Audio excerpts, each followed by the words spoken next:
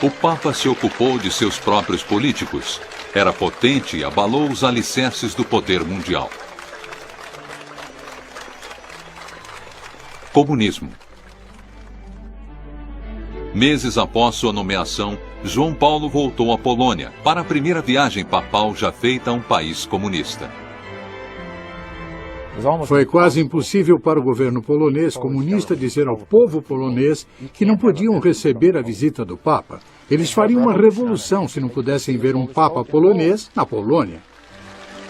Para o comunismo na Polônia, foi o início do fim. Gorbachev me disse, o grande erro do comunismo foi permitir que João Paulo II fosse à Polônia logo após se tornar Papa, porque quando ele foi para a Polônia, isso só uniu o povo da Polônia. 3 milhões de poloneses, 2 vezes a população de Varsóvia, saíram para dar as boas-vindas a ele. A Praça Vitória da cidade se tornou uma catedral a céu aberto para a missa. Entre as testemunhas estava o correspondente da CBS, Tom Fenton. O sermão dele foi tudo o que a multidão estava esperando. Católicos poloneses, vivendo sob o comunismo, estavam acostumados a falar em código e compreendiam alusões feitas. Não tiveram problemas em compreender os desafios do Papa, a um governo que promovia o ateísmo e tinha discriminação contra a Igreja. Cristo, ele disse à multidão que aguardava, não pode ser excluído da história da raça humana em nenhuma época ou nenhum lugar. Isso foi o bastante para a multidão explodir. Muitos aplausos foram dados na praça. O Papa ouviu a resposta emocionada da multidão e ficou comovido. A multidão cantou espontaneamente: "Queremos Deus em nossos livros poloneses. Queremos Deus em nossos livros poloneses." Eu soube naquele momento que tudo havia mudado, que nada seria o mesmo novamente. A visita inspirou os poloneses a se unirem contra o regime comunista. Trabalhadores criaram um movimento independente chamado Solidariedade no ano seguinte. E no comando estava Lech Wałęsa, um jovem eletricista do estaleiro. Solidariedade fez uma greve em Gdansk, local do maior estaleiro da Polônia. Logo toda a nação foi cometida de greves e revoltas.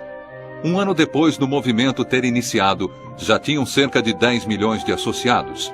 Em dezembro de 1981, o governo polonês interditou Solidariedade e impôs a lei marcial.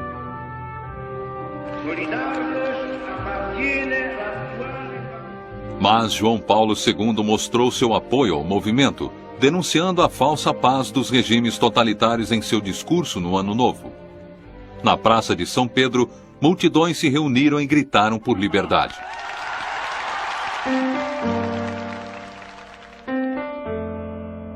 O Papa voltou à Polônia em 1983, quando o país ainda estava sob a lei marcial, ocupada por seu exército.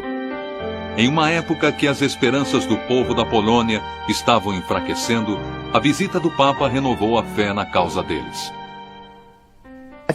Acho que o momento que mais me impressionou foi uma multidão de centenas de milhares que ao mesmo tempo faziam o sinal de V. Foi impressionante. Eu sabia que os poloneses nunca desistiriam, que os comunistas nunca venceriam e que era só uma questão de tempo antes da coisa toda desmoronar. Quando João Paulo voltou à Polônia em 1987, o cenário havia mudado drasticamente. Seria necessário outro empurrão do Papa para derrubar o regime, e não havia lugar melhor para isso do que a cidade de Gdansk, o lugar de origem do Solidariedade.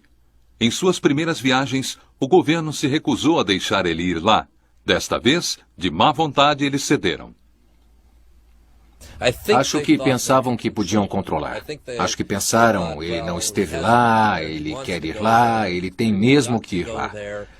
Vamos tentar abafar isso. Então, eles basicamente fecharam a cidade. Havia bloqueios nas ruas por todo lugar. Eles tentaram limitar os números. Mas fora, neste campo, qual era o tamanho da multidão? 500 mil? 1 milhão? Quem sabe? Maior que a população da cidade.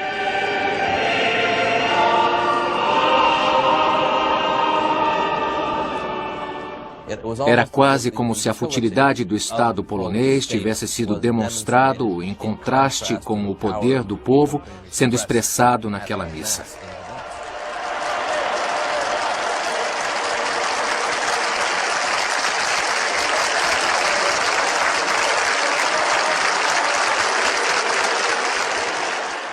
O altar foi construído em forma de uma grande proa de um navio. A referência do estaleiro estava por todo lugar.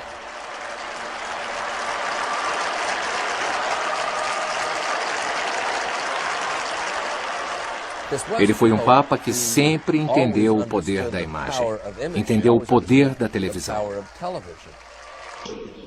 O Papa nunca se referiu ao grupo de trabalhadores interditado diretamente, mas em grande apoio aos trabalhadores, a palavra que ele usou repetidamente foi solidariedade.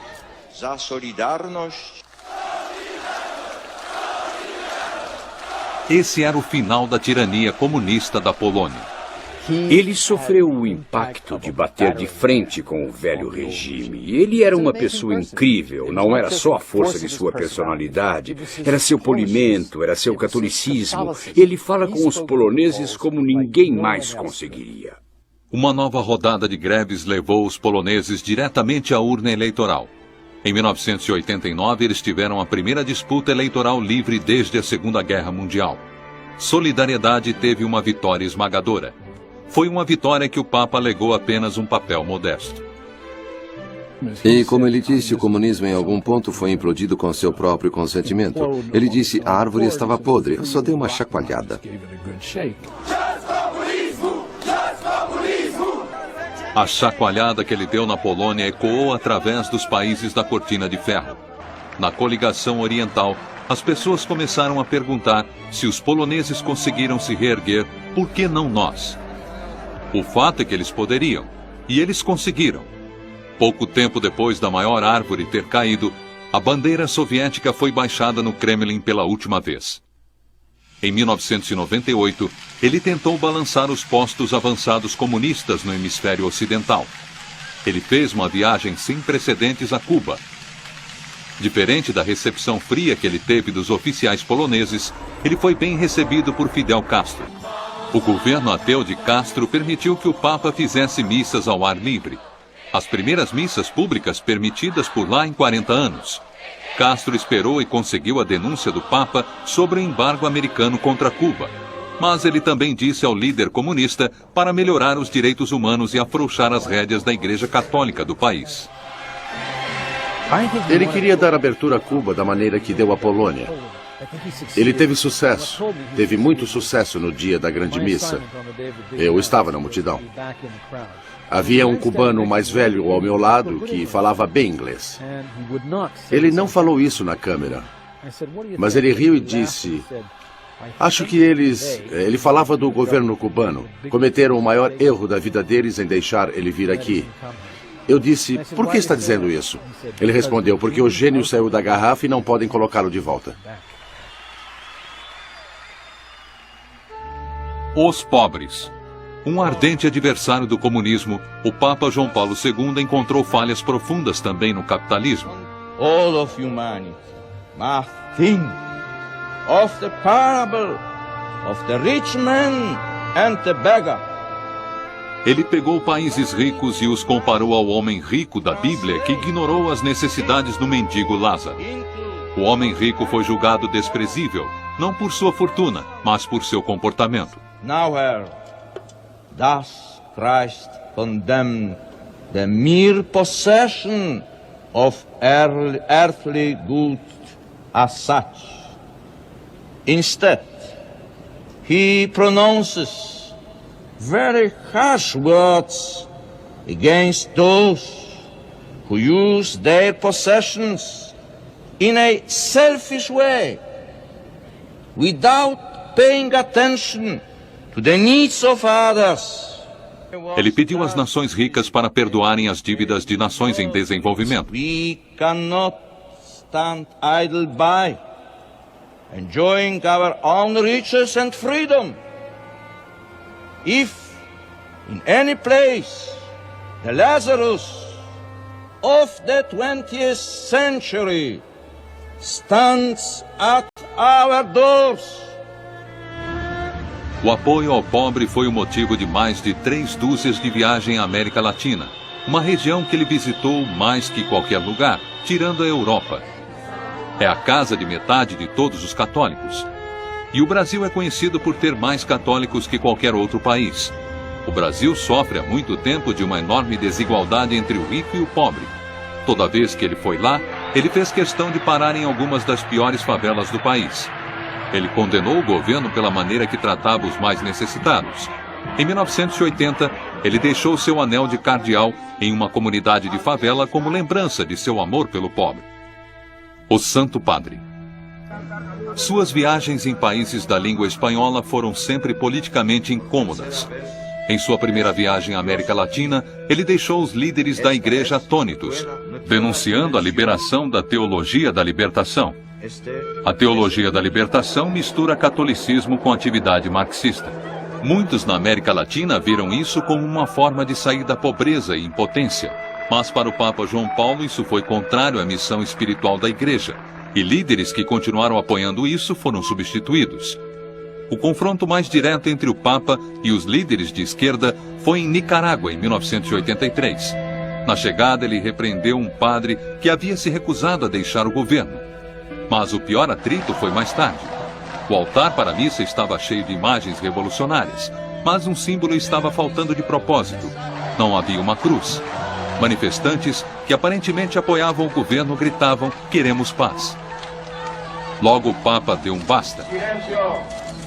Silêncio, ele exigiu. A primeira que quiere la paz es la Iglesia. A primeira que quer a paz, ele disse, é a igreja.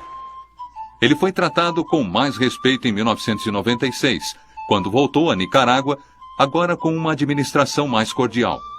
Durante seu legado, a Igreja Católica enfrentou competições crescentes com o domínio protestante da América Latina. Mas boas-vindas calorosas eram uma norma em países de língua espanhola e em comunidades de língua espanhola. Em resposta, ele sempre pedia um compromisso maior com a igreja. Foi isso que ele disse aos devotos de San Antonio, Texas. Me llena de gozo el saber que el número de los sacerdotes, religiosos y religiosas hispanos va en aumento, pero aún son necesarios mucho más jóvenes hispanos. ¿Sentís la llamada de Cristo? Familias hispanas, ¿estáis dispuestas a entregar vuestros hijos al ministerio de la iglesia?